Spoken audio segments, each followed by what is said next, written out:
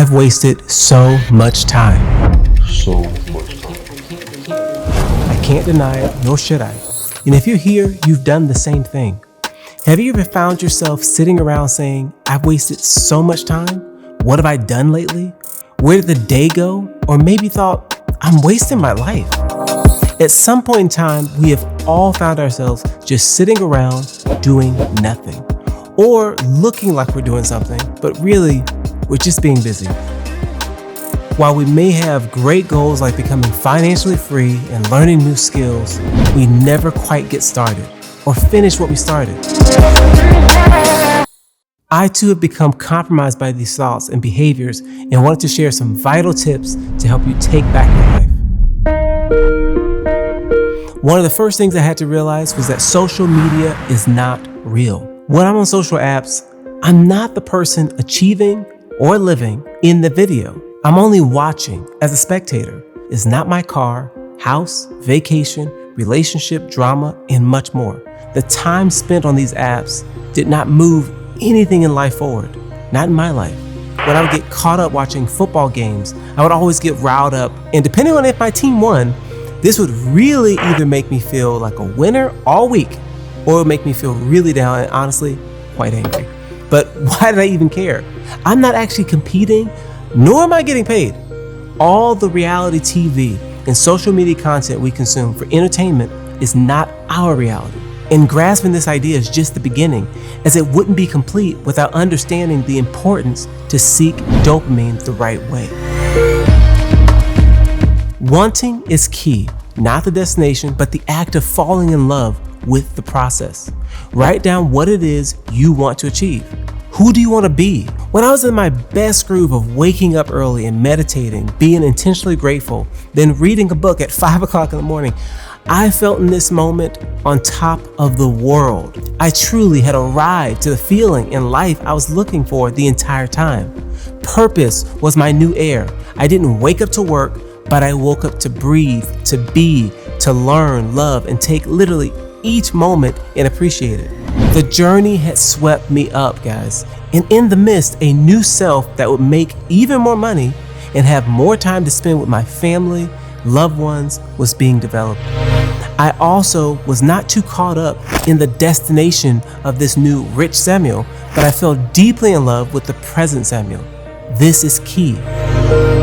This really makes me think of two of my favorite sports athletes, Kobe Bryant, Tom Brady, and so many other greats of our time. One of the reasons pro athletes would retire outside of injury was due to falling out of love. They would say that they were no longer in love with the process, the journey that got them to the destination. Take a self-assessment or evaluation of your life to see how many times do you focus on your destination for your dopamine hit. This time around, let's not get stuck there, but instead focus on the journey instead of the destination, and your tank will never go empty. Going through the understanding of how to use dopamine is crucial, and we need to pair this step with how to complete your task. This may come as a surprise, but what if I told you that you had to forgive yourself? I know. Sounds odd or maybe out of place, but it's what you have to do. By forgiving yourself for wasting time from procrastinating, you then unlock the rewarding result of redoing further procrastination. Wow, really think about that. Now you're free of that outcome. So one tactic you can use is making a list of the cost of procrastination. By doing this, you can start to see a clear vision of how this works. You have to do this in order to put off larger tasks.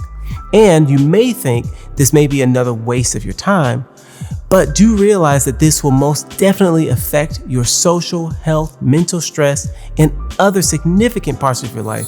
And so we have low task value. These are the tasks that we view as low value. And when a task is unpleasant or boring, we try to tie it with a more enjoyable activity. Using deadlines or 2-minute rules can help get around this. So think personally, for instance, and some of us are more impulsive and can be easily distracted with some others. So this is the time to really know yourself and look for ways to keep your bad distractors away. This is what I call success robbers. And trust me, I have them. Set a designated time of the day, and you can even add a time block that you are giving yourself to work within. And then you want to proceed on to work on the selected task for your duration of the set time. When the timer goes off, take a 5, 10, even 15-minute break. You start the timer again and continue the process for about 3 to 5 intervals. After the third 25-minute work session, take a slightly longer break, 20 to 30 minutes, and then begin the process again.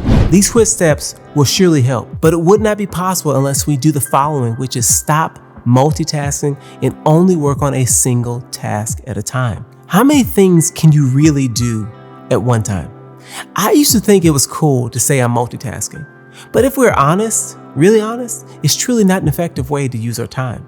You may think you're fooling yourself, and I have been right there with you, but the brain can only focus on one thing at a time. And what you'll really find crazy is that I found a study that stated that multitasking will reduce your IQ, and that included more than losing sleep and even smoking marijuana. And once you stop multitasking, which is vital, the next step you have to do is stop negotiating with yourself. Let's think about this scenario out loud. You set in your mind that you're going to work out, get bigger muscles, abs, or big butt. Now when the alarm goes off, you start a conversation with yourself, or maybe a spouse, and you say, do you still want to go? I've done it before, and guess what? I know what I'm talking about. So stop it. This internal dialogue is keeping you poor, fat, and even behind your depression. This is actually rescuing your future self. You want your outcome to be different. But if you forget that you're dealing with yourself, then you could be deceiving yourself. And when I think of this, it really makes me think of something that Jordan Peterson meant when he said, the other way you do this is by having a little conversation with yourself as if you don't really know yourself. It's really like you're a bad employee and a worse boss, and both work for you. You don't know what you want to do, and then when you tell yourself what to do, you don't really do it anyway. So stop negotiating with yourself. And if you want to do what you said you would do, go do that. Go do something and have a life. Together we realize social media is not real. We know how to seek dopamine, how to complete a task, and the importance of taking one task at a time, as well as no longer negotiating with ourselves.